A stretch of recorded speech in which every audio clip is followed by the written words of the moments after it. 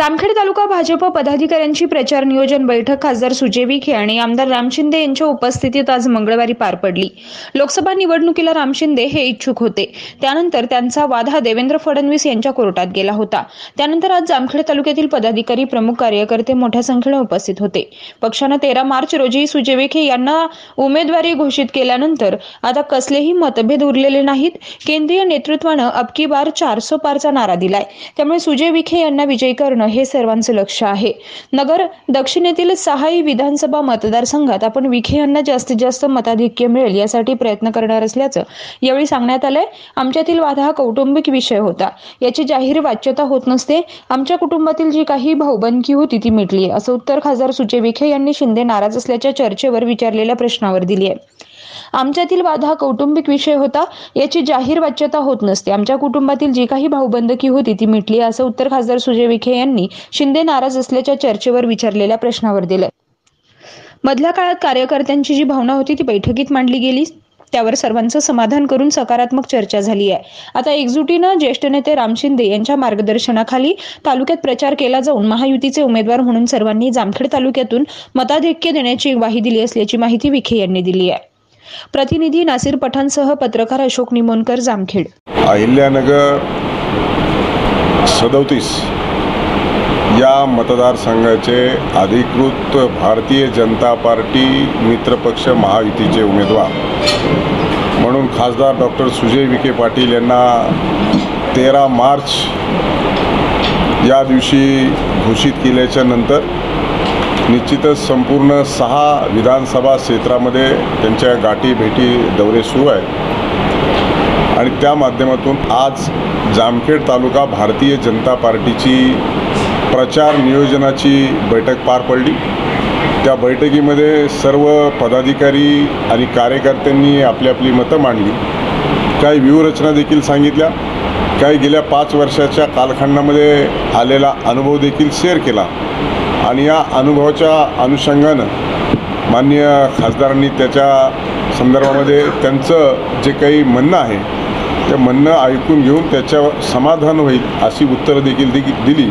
अतिशय चांगल्या वातावरणामध्ये ही जवळपास 3 तास बैठक झाली आणि या 3 तासाच्या बैठकीमध्ये जामखेड तालुक्यामधून पूर्वी मिळालेल्या लीडपेक्षा यावर्षी अधिकच्या प्रमाणामध्ये लीड देण्याचं सूतवाद सगळ्या पदाधिकाऱ्यांनी एक सुरामध्ये या बैठकीमध्ये काढला। निश्चित स्वरूपामध्ये अतिशय चांगल्या पद्धतीनं पुन्हा एकदा तिसऱ्यांदा नरेंद्रजी मोदी यांना देशाचं पंतप्रधान करण्यासाठी जो पार्टीचा, पक्षाचा आणि नेतृत्वाचा आदेश आहे तो जामखेड तालुक्याच्या कार्यकारिणींनी, पदाधिकाऱ्यांनी आणि नेत्यांनी एक सुरामध्ये सांगितलं की आम्ही या वर्षी या पंचवार्षिकला गेल्या वेळेसपेक्षा जास्तीचं मताधिक्य देऊन आपण खासदार डॉक्टर सुजय विखे पाटील यांना निवडून आणू। कसरत करावी लागत नाही। हा भारतीय जनता पार्टीच्या पक्षाचं वैशिष्ट्य आहे की यामध्ये एकदा आमचे नेते माननीय फडणवीस साहेब असतील, किंबहुना सगळ्यांचा उद्देश एकच आहे की प्रधानमंत्री नरेंद्र मोदींच्यासाठी सगळेजण एक आहेत आणि सगळेजण एकत्रितपणे त्यांच्यासाठीच पळणार, ही भूमिका भारतीय जनता पार्टीच्या किंवा महायुतीच्या प्रत्येक कार्यकर्त्याची आहे। आणि म्हणून यामध्ये फार काय कष्ट करावे लागतात असंही नाही, पण एक खासदार या नात्याने माझी नैतिक जबाबदारी आहे की जर संघटनेमध्ये कुठल्याही प्रकारे गैरसमज निर्माण झाले असतील तर ते दूर केले गेले पाहिजेत आणि त्यात दूर झाले।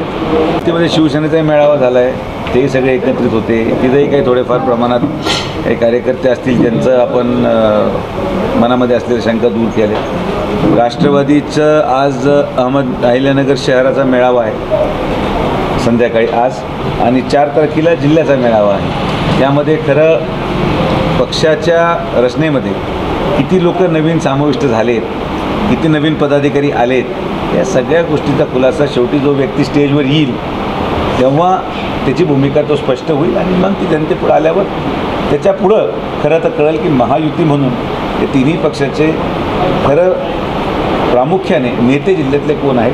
हे आता शिवसेनेचं झालं, भाजपचं झालं आणि म्हणून आता राष्ट्रवादी राहिलं, ते मला वाटतं 4 तारखेपर्यंत स्पष्ट होऊन जाईल। आणि असं वाटतं की मागच्या काही कालावधीमध्ये जिथं जिथं विसंगती दिसत आहे किंबहुना जिथं जिथं कळत न कळत लोकांच्या मनामध्ये शंका असतील अशा ठिकाणी बैठका लावून त्या शंका फार मोठ्या नव्हत्या, फक्त थोडेफार गैरसमज एवढ्या मोठ्या राजकीय प्रक्रियेमध्ये होतात ते दूर करण्याचं काम संघटनेचं हे लोकप्रतिनिधी या नात्याने माझंही आहे आणि त्यांचं समाधान झाल्यावरच ते खरं चांगल्या पद्धतीने माझ्यासाठी पण काम करू शकतील आणि म्हणून तो आज विषय संपलेला आहे आणि आज जामखेड तालुक्यातलं समन्वय जो काही आमचे नेते माननीय फडणवीस साहेबांच्या समवेत बैठक जी माननीय पालकमंत्री असतील आणि शिंदे सरांची झाली होती त्यानंतर हा समन्वयाचा जो सिलसिला होता तो आज पूर्ण झाला आणि आता संघटन पूर्णपणे मजबूतीने लोकसभेला तयारीला लागलेलं आहे. त्याने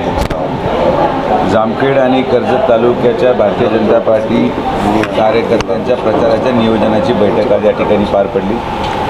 त्याचा पहिला टप्पा म्हणून आज जामखेडला माननीय आमचे नेते प्राध्यापक रामजी शिंदे साहेबांच्या नेतृत्वाखाली ही बैठक जामखेडला पार पडली. उद्या 11 वाजता कर्जत येथे बैठक आहे आणि यामध्ये कार्यकर्त्यांच्या ज्या काही भावना आहेत या मधल्या कालावधीमध्ये जे काही विषय त्यांच्या मनामध्ये होते त्यांनी त्या बैठकीच्या दरम्यान मांडले आणि ते विषय मांडल्यानंतर त्याचं उत्तर देखील त्यांना एक सकारात्मक देण्यात आलं आणि मग एकजुटीने प्राध्यापक रामजी शिंदे साहेबांच्या नेतृत्वाखाली महायुतीच्या उमेदवाराच्या साठी पूर्ण भारतीय जनता पार्टी जामखेड तालुका एकत्रितपणे उभी राहणार आणि अहमदनगर अहिल्यानगर लोकसभा मतदारसंघामध्ये भारतीय जनता पार्टीचा खासदार कसा निवडून येईल किंवा कसं मागचं मताधिक्य अधिक जास्त होईल यासाठी प्रयत्न सगळेजण करतील असं सगळ्यांनी त्या ठिकाणी एक मान्यता दिली.